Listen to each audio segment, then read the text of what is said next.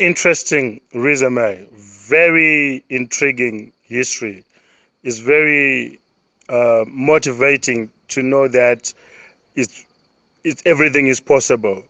And one of us has done it, and has done it to professionalism, to levels unprecedented. And now, question is, the market share. What is the market share for doves now in the seeming environment where you have Nyarazo taking up, we've got Moonlight, we've got Heritage, and many others. Even the banks have introduced funeral assurance. We've got bank assurance now, Zimbank, FBC, Barclays, and First Mutual and Old Mutual have also come in. How are you faring in the industry now? What is the projection? What are you seeing as the inevitable things that needs to be done even when you have to make a loss? I'm an insurance person myself, and I've also often argued that insurance companies, like funeral insurance companies, do not make money when people die. Because when people die, that's when basically you spend money. Because you then have to bury people. Ku Mavradona, Kwakitia Tota, Uzumba Maramba Fungwe. But we've got people that took up insurance policies in the $1 trillion era. We've got people that took up insurance in the traveler's check era. How are they protected? What happens to their policies? What's happening to the lapses? When a policy lapses, what does it mean? I need people to know what a lapse is. I need people to know what a maturity value is. What is there to protect the person that has sustained the company that has bought so much properties from their money?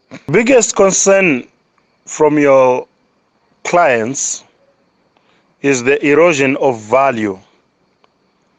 We get to a point when people have deceased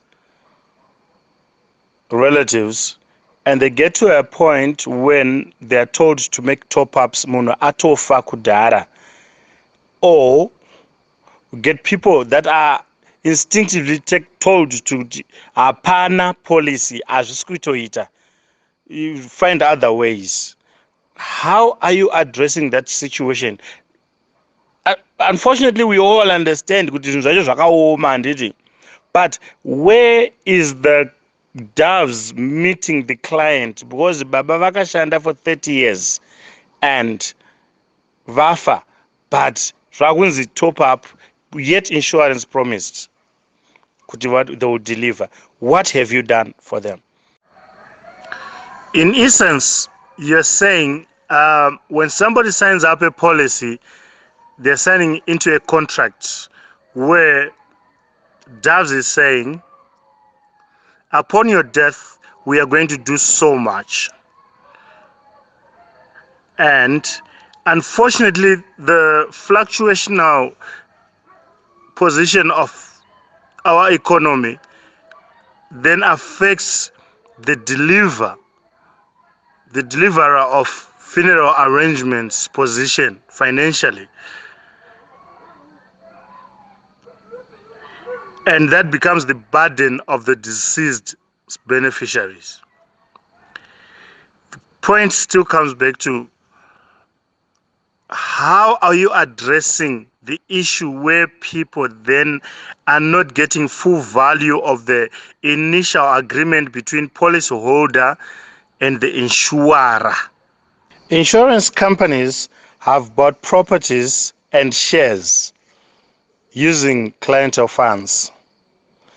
They have invested in a lot of property.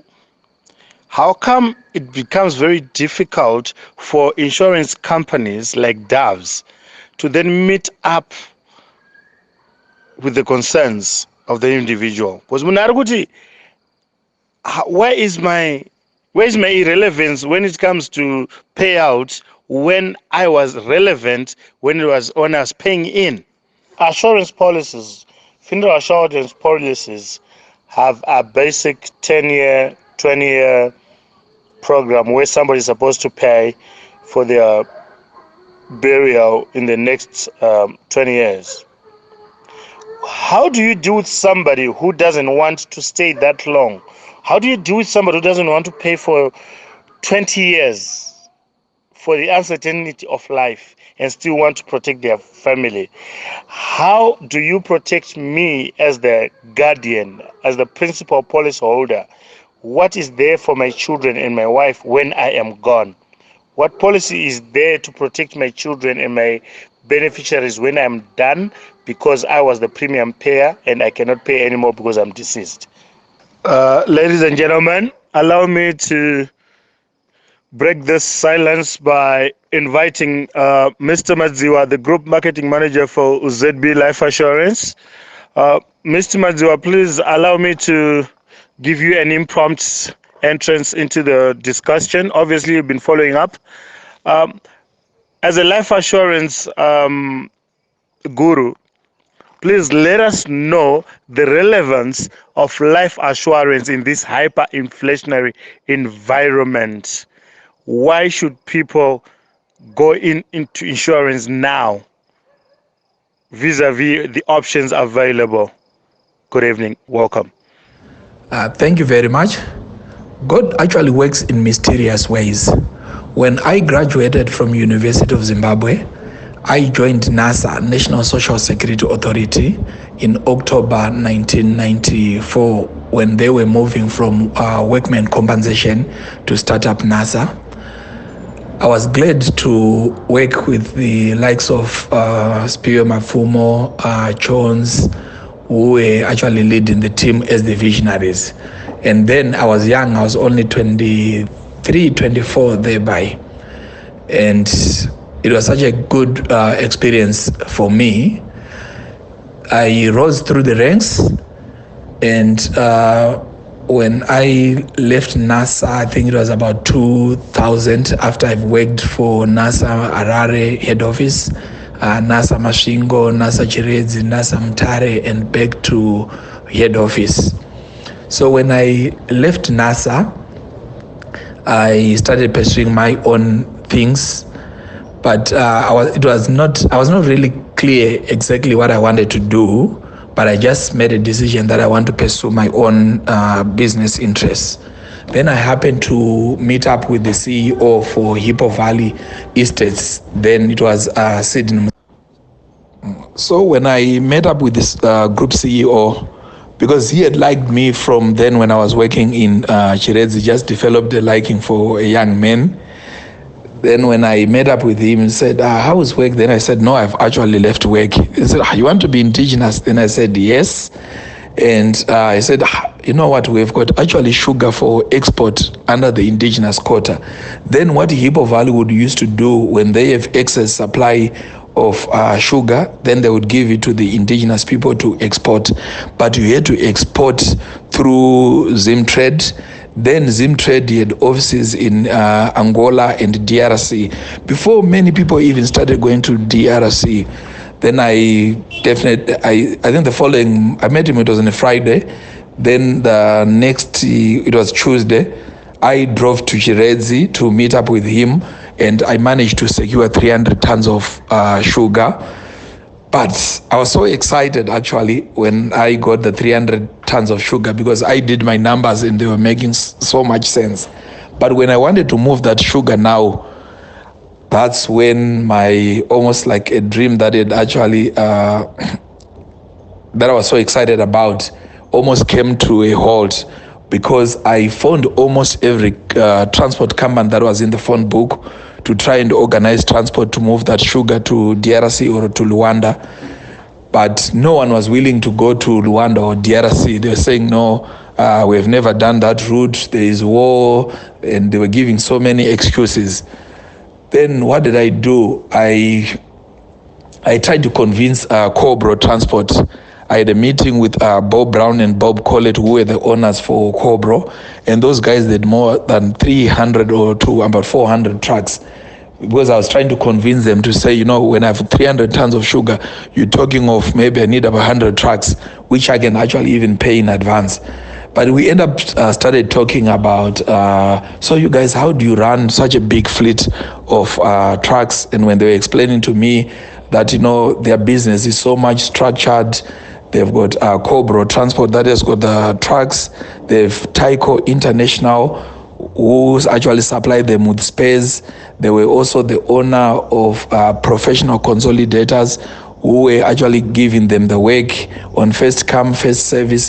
And their trucks were actually broken down into business units of each 25 with this business manager.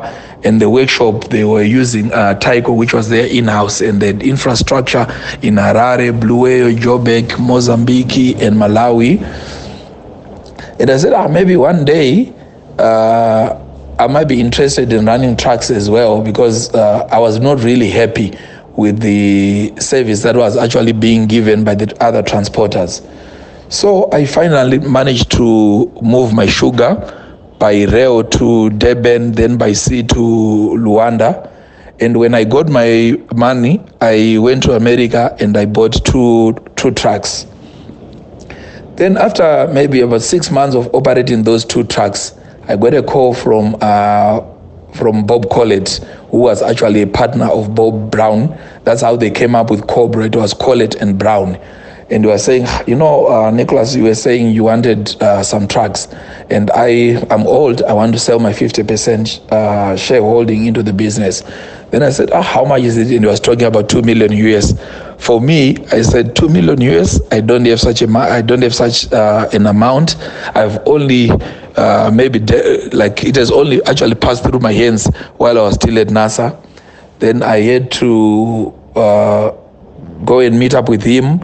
I negotiated for some terms to say I'm interested in buying one of the business units, but I don't have the money. So I had to ask my brother Farai to give me some guarantees, and so that I will be able to pay them every month. So when I went to ask my brother for the guarantees, then my brother Farai said, no, I can't give you guarantees because I still need to talk to my other partner, who is Moses, and he's actually my cousin as well. Then what happened after that, they spoke and they came back to me to say they wanted 50% shareholding of my business in the trucking in that new venture that I was getting into. I was kind of disappointed, thinking that since they were my brothers, they were going to support me without asking for a stake. Then my friend, who I actually went to school with, me and Makarich have been friends since we were primary up to high school and university. I told him the story and how disappointed I was. Then my friend said, you know what, Nyasha, 100% of nothing is nothing, but 50% of something is something. Just go for the deal. We went into the deal. Then what happened now, as the trucks were running, their accountant, I think then was Mark Henry, he discovered that they'd given us the assets and we were making the assets sweat. So at the end of the month, I had a commitment to pay them 5,000 US every month. And the trucks, since they were sweating, they were giving us around 6,500 to 7,000. So by the end, after their deduction for the fuel, spares, and all the running costs, and paying the administration, they would end up giving us the tune of maybe 1,500 to 2,000 every month. Then Mark Henry raised an issue now to say, these guys, we gave them our assets, and the assets are paying them. If we're running these same trucks, we could be earning this money for our own. Then, which also caused us to pull off, because that was not part of the agreement, because they started giving us work that does not pay, that pays less. But the agreement was they were going to give us some orders as on the basis of first come, first service. I would actually want to say thanks to the Zimbabwean financial institutions then that supported us through, I think Reserve Bank had actually come up with finances for productive sector, which was like on a very low rates. Then I think the interest rates were around 5%. I managed to secure, I think 6 million to support the business. Unfortunately, that 6 million, when it actually came, it didn't get into the business. My cousin actually took the 5 million to invest it in another project that had nothing to do with the business. So I'd actually moved from the insurance sector into transport and logistics sector now, because when I moved from NASA, then I started running the transport business, which was completely a different industry. Then when the economy had you remember that hyperinflation 2007, 2009, where like even if you get a load from Harare to Bulawayo, if the moment you actually get paid in Bulawayo, the money would not be enough to buy you fuel to return to Zimbabwe. Then I also started focusing on cross-border, but there were also issues to do with CD3s, where if you get the money paid in foreign currency, you have to declare the foreign currency and you'll be given it official bank rate, which was still not making sense for us. So I offloaded like half of the fleet and moved to South Africa to start up another transport logistics, after I'd realized that with transport you can base anywhere as long as your trucks passes through there. So I had to sell half of my fleet to show that I had money to invest into South Africa for me to be able to get a business permit. So when I got a business permit, I registered a company called Rehoboth Logistics International in South Africa. This name, I actually read in the Bible. If you check in Genesis, after Abraham had sown and harvest 1,000 folds, then he tried to open the wells. You can actually find that Rehoboth, that name in Genesis.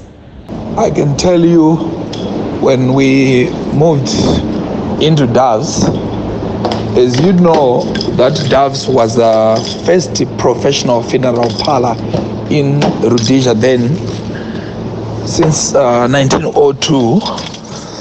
When we moved 2013, it was after that hyperinflation period, because companies were being affected at the magnitude of how big they were. Doves being the biggest, it was affected more than any other company, because when you buy a policy today, what is left for an organization or the insurance company is the liability. And no, I guess if there was any, I don't know if they had actually fully prepared for those eventualities that actually happened, those hyperinflation of 2007 to up to around 2007, 2008 and 2009. Zvekuti dai zvichinzi kune national shrine inoendeswa makambani are tried and tested, I can assure you that Doves yanga isingamboda kuzombogarirwa nepolitibro kunzi inoenda here kuheroes eka. Vese vaingobvumirana kuti company that has been tried and tested since 1902 to date. On this one, I'll actually speak for Doves. This is why you actually see that Doves, it looked like initially, like when I will speak maybe from the time we moved in 2013, because when we moved, we started dealing with some legacy issues, and we're actually working on them. And we actually, as I speak right now, from the Doves perspective, we don't have anyone in our backyard who is actually crying to say they were shortchanged or they didn't get service from Doves, because takatoyanana navochi vese ivavo. As Doves, I think our service offering and brand promise are not just imagined. They are visible and evident through our solid investment in human capital, in properties, because when you actually look even in terms of the geographical how our properties are situated. You can talk of, we have Doves Tungwiza, we have Doves Rare, Doves Notoni, Doves Chegutu, Doves Kadoma, Doves Kwekwe, Doves Gweru, Doves Blawayo. We are in almost every, we are actually in every town where when it happens, we'll actually be there. Ladies and gentlemen, allow me to break this silence by inviting Mr. Madziva, the Group Marketing Manager for ZB Life Assurance. Mr. Madziva, please allow me to give you an impromptu entrance into the discussion. Obviously, you've been following up. As a life assurance guru, please let us know the relevance of life assurance in this hyperinflationary environment. Why should people go into insurance now vis-a-vis the options available? Good evening, Mr. Madziva. Welcome. Thank you, James. Good evening. Yes, life assurance remains relevant even if we are experiencing hyperinflation. The more turbulent the environment, the more one needs life assurance, the more it becomes relevant. Naturally, the more the risk there is, the more protection one needs. Zimbabwean life assurance companies have developed inflation-adjusted products that seek to address the negative impact of inflation on life assurance product. More so, the focus is on having adequate life assurance should the need arise. It doesn't mean that when there is hyperinflation, the risks that are covered by life assurance go away. In fact, it becomes more obvious that you need, because what dollar you have in your savings is being wiped away. So what you need to do is to actually increase your life cover so that you at least match or try to get a modicum of cover, so that should anything happen, at least people who remain have a starting point. I might add, Jim, that we have situations where you have maybe your $100 bond and somebody is completing nothing. That $100 bond will in fact do something than having nothing at all. However, it is always very difficult to operate in an inflation environment in whatever unless you are doing something illegal. But for all those things that are legal, inflation will always have a negative impact. But what I'm saying is, although there's inflation, you still need cover. You may recall, Jimmy, when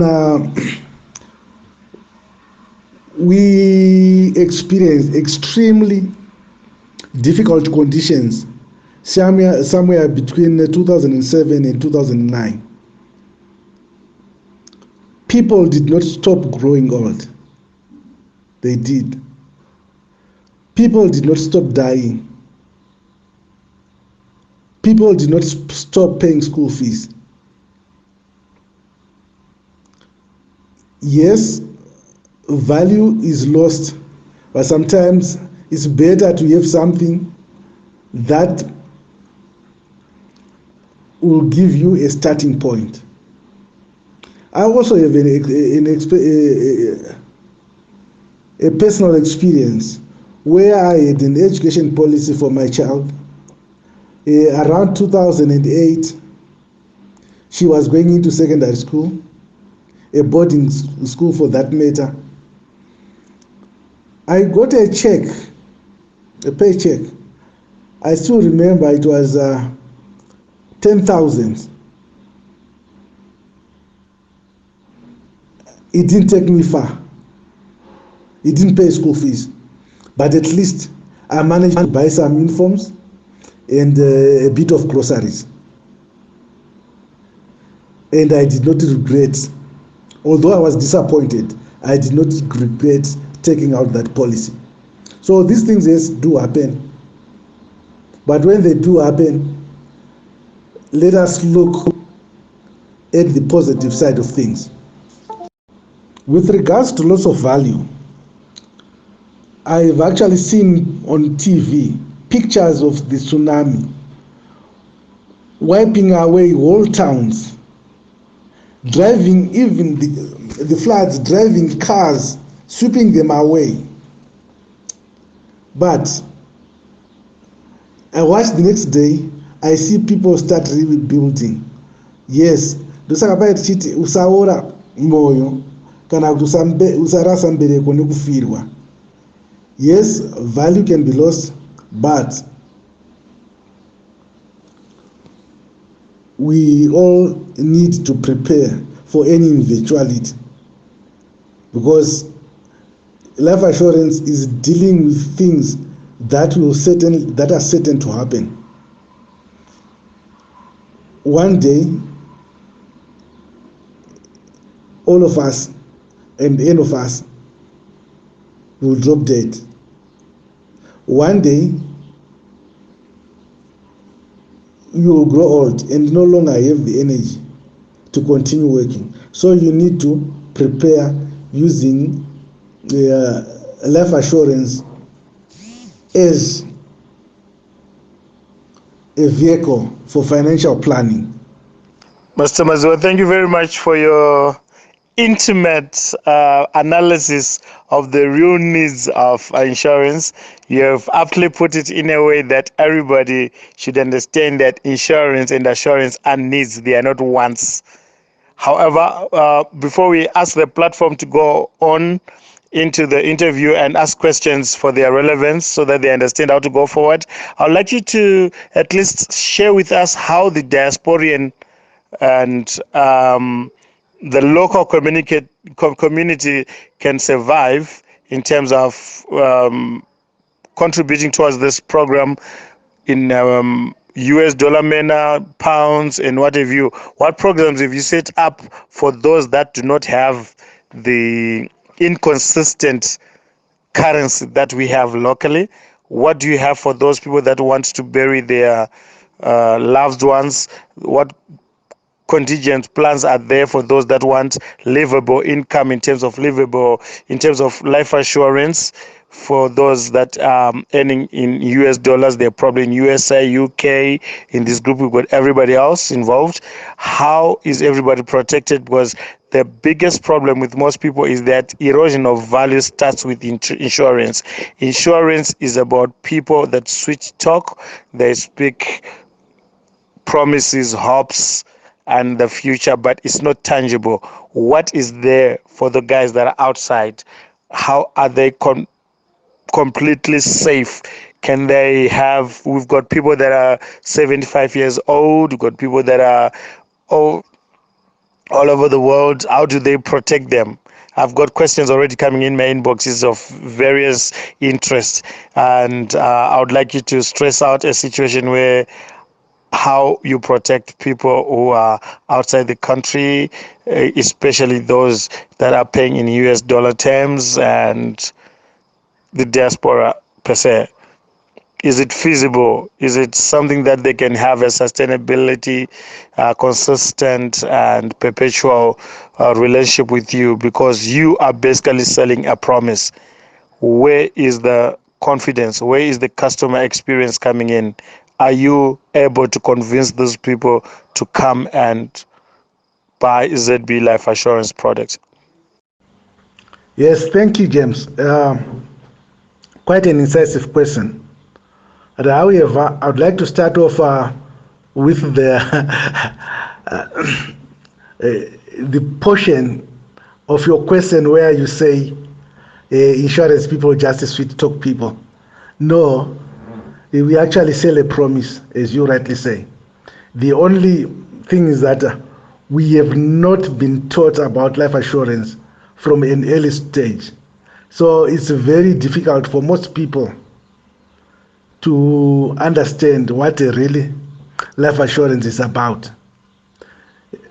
And also, because there is no physical evidence, it's very difficult for people to visualize a promise, because they're talking about the future, what will happen. Right now, I have a plan for tomorrow Friday, but I'm not so sure how the day will pan out. So much about life assurance. We are planning for some eventuality, but we are not sure when that eventuality will happen. Hence, insurance people are sometimes labeled sweet talkers, because they try to bring the future to our present situation, to get people see or visualize how the future looks like, and what challenges might be faced in future, and what solutions are suitable for certain eventualities. With regards to the diaspora, we are quite happy as an industry that the government has allowed insurance products to be sold through in hard currencies such as the USD, the pound, the euro, or even the rand. There are statutory instruments to that.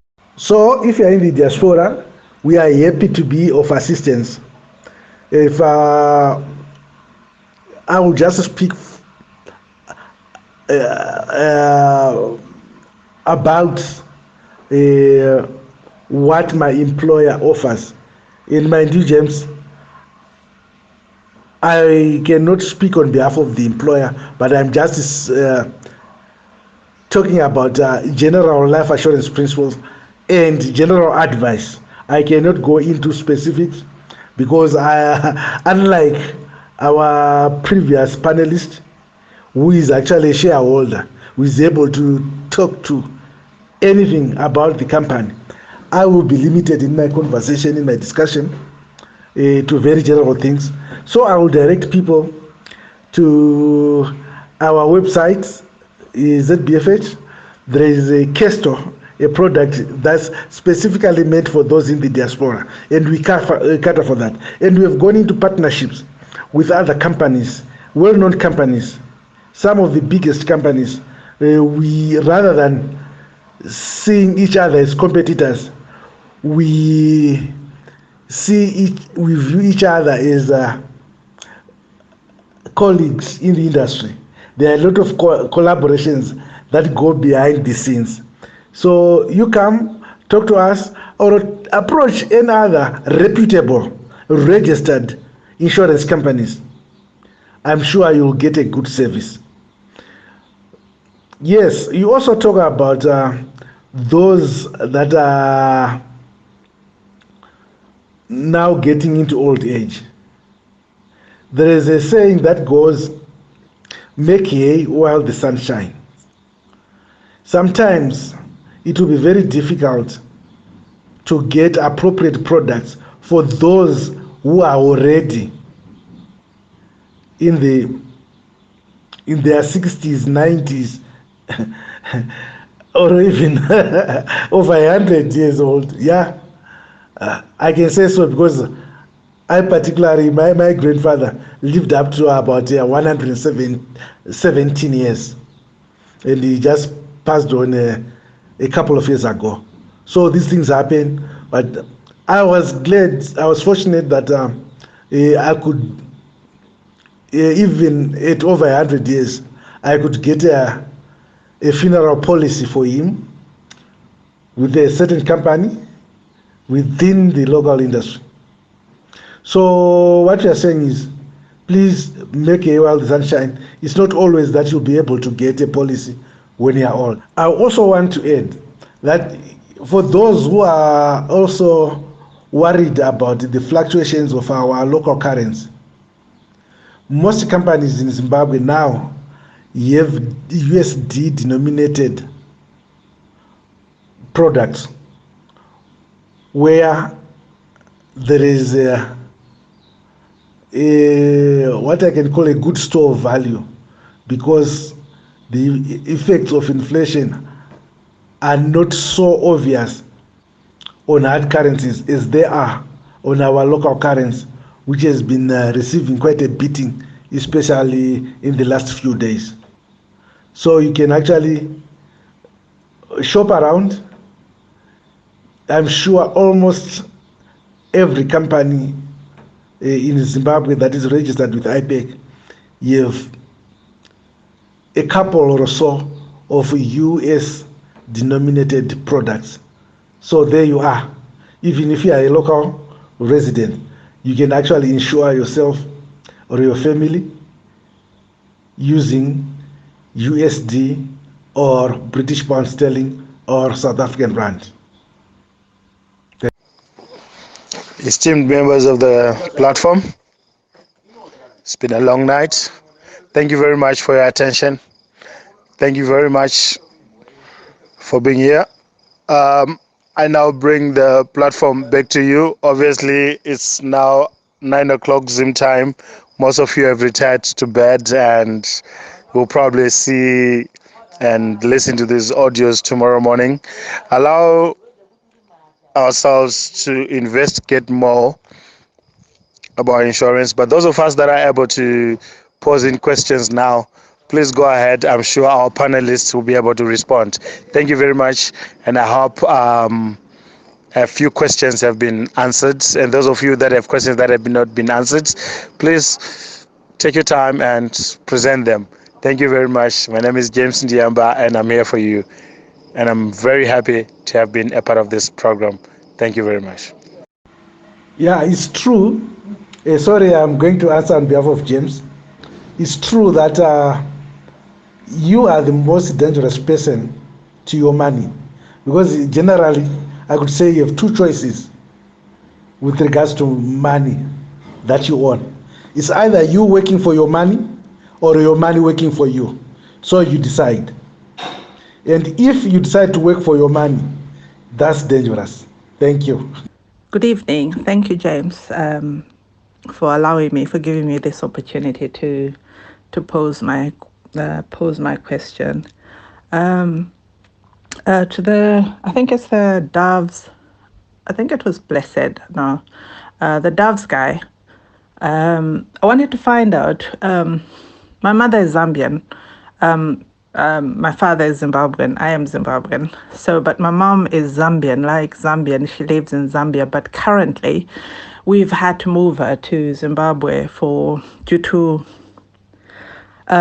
old age, and yeah, that's just old age ailments. And I was wondering, am I able to take out a policy for my mom in the event of, like a contingent planning, because she has told us that she would like, if she has to die in Zimbabwe, she would like to go back to Zambia. Where do I stand as in taking out a policy if just planning for that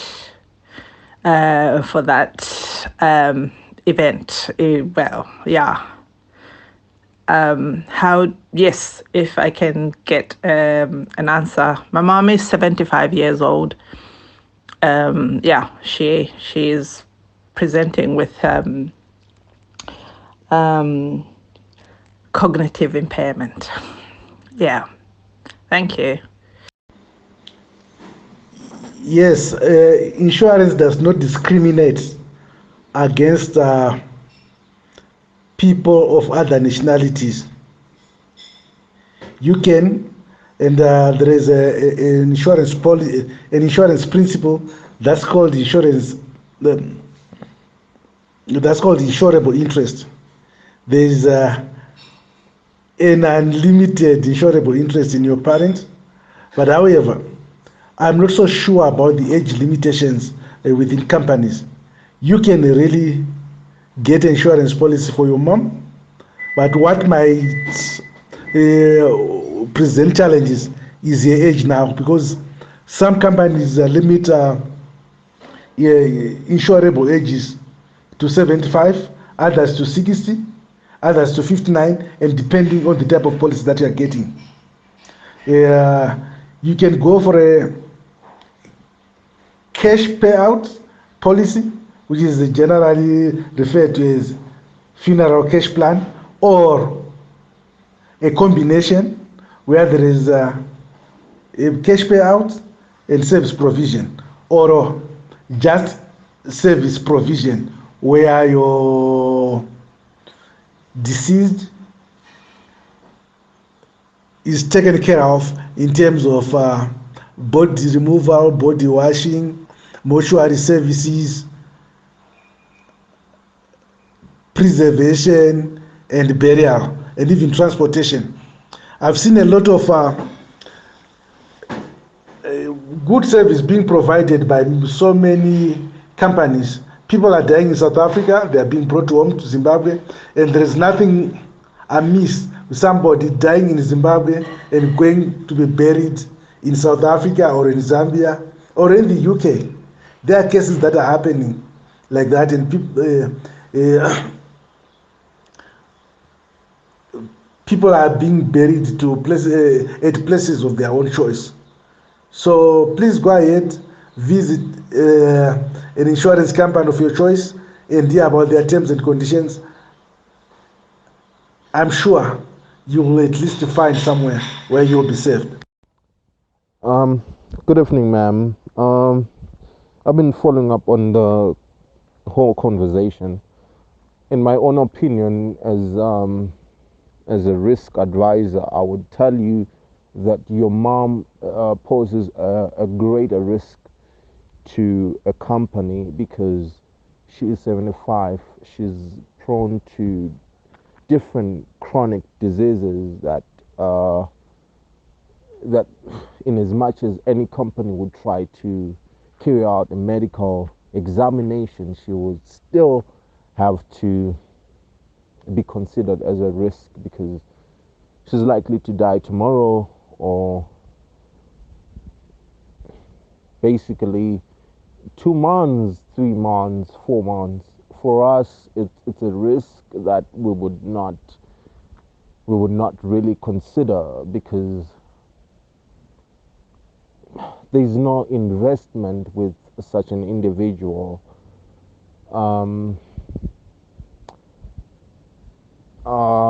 In my own opinion, that's as far as an insurance expert would advise you. Mr. Ngidi, thank you very much. A very interesting conversation. I remember this happened about 10 years ago, 15 years ago. Now, the tragedy is located in the fact that money is a visitor. Now, how do you treat visitors? Your best visitor, like your favorite visitor. How do you treat your favorite visitor? You give them the best treatment. You want them to stay longer and invite other people like them. Because you got visitors that you don't like, honestly, as a person, and you want them gone yesterday. But with money, you want money to stay in your house, and you want money to invite other people in your house. How do you do that? The best way is to make sure that it invites other currencies of all sorts by keeping it safely and growing it. Now, this goes broader than insurance. This goes into real investment issues, and we've got investment analysts here, gurus already. So my point then was, when you make money, you want to keep it You don't want to be the guy that had money yesterday and doesn't have money today. You want money to be comfortable in your house, in your home. You want money to invite friends. You want your visitors to invite people that come to say the same place that I am in is a proper place to come and visit. Money is grown. It's the lifestyle of money. You want money to stay in your house. Have you ever noticed that people with money don't give out confetti? They don't give it out like it was nothing. People with money don't spend. People without money spend. You want to keep money so that it grows. That was my point, in essence. At the end of the day, the point is whatever you do with money, make sure it's related to your future financial plans. What do I want to do? I want this money to do that. I want this money to buy me a house. This one to buy me a car. This one to do my educational plans. This one to be for my pensional issues and all that jazz. As long as you think money should be seen at the rate at how you spend it, you lose it. So you're the most dangerous person to your own money if you're not able to keep it. I hope I remember very well that conversation, but at the end of the day, from the gist of this conversation tonight, it's important to allow yourself to understand that total financial planning involves short-term, immediate, and long-term planning. The young man that you are today should be able to prepare for the life of the old man that you are going to be tomorrow in terms of pensionable income. The young men that you are today should be able to prepare the money that they have for the lives of their family when they are gone, which they are definitely going to do. You're definitely going to die, and it's important that your family does not change their lifestyle because you are gone. You don't go with your pocket, you go with your soul and your physique. It's a whole real new definition, but as a wellness practitioner, I'm basically reminded to tell you that it's important to make sure that the money that you make out of sweat makes hay while the sun shines. Quite true that with age it becomes very difficult to ensure a life in their advanced ages. However, companies differ, products differ. As I said in my previous audio, I insured my grandpa when he was over 100 years old. So it really depends on the risk appetite of particular companies. That's why my advice would be, look around. She might find somebody with the risk appetite for that type of individual. So yes, in insurance principles, you talk about adverse selection, and these are some of the things, and weighing down the pool of fund because of certain characteristics in the age profile of the members that are contributing towards that fund. But others will do it maybe is for social responsibility purposes, or to attract critical mass, or out of empathizing. I am not so sure, but we have had companies that have taken those risks and honored those risks. Thank you.